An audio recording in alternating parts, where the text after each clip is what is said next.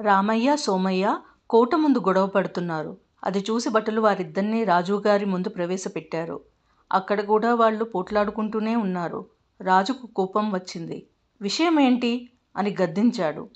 నేను గుర్రం మీద వస్తుంటే ఈ రామయ్య నడుచుకుంటూ వెళ్తున్నాడు. అతడు రాజధానికే వస్తున్నాడని తెలుసుకొని నేను దయతలచి గుర్రం ఎక్కించుకున్నాను. తీరా ఇక్కడ దిగాక గుర్రం తనదేనని అంటున్నాడు అని సోమయ్య వివరించాడు. మహారాజా, ఆ గుర్రం నాది. నేనే దారిలో కనిపించిన సోమయ్యను ఎక్కించుకున్నాను. తీరా ఇప్పుడు గుర్రం తనదంటూ నేను మోసం చేశానని నిందలు వేస్తున్నాడు చెప్పాడు రామయ్య. వెంటనే మంత్రిని పిలిచిన రాజు సమస్యను పరిష్కరించమన్నాడు. రేపు మధ్యాహ్నం వచ్చి గుర్రాన్ని తీసుకువెళ్ళమని చెప్పి మంత్రి వారిని పంపించాడు. మర్నాడు వచ్చిన వారితో మంత్రి, మీ గుర్రం అశ్వశాలలో ఉంది, వెళ్ళి తెచ్చుకోండి అన్నాడు. ఇద్దరు భటులు తోడురాగా మొదట సోమయ్య అశ్వశాలకు వెళ్ళాడు. అక్కడ 1000 గుర్రాలకు పైగా ఉన్నాయి.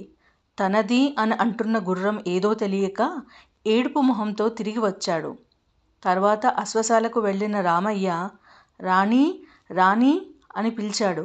యజమాని గొంతు వినగానే గుర్రం పరుగెత్తుకొచ్చింది. ఆ గుర్రం రామయ్యదని, సోమయ్య అబద్ధం ఆడుతున్నాడని మంత్రి నిర్ధారించాడు. విషయాన్ని మహారాజుకు వివరించాడు. దీంతో రాజు సోమయ్యను చెరసాలలో వేయించాడు. ఎప్పుడూ అబద్ధం ఆడకూడదు, మోసం చేయకూడదు అని సోమయ్య అప్పుడు గ్రహించాడు.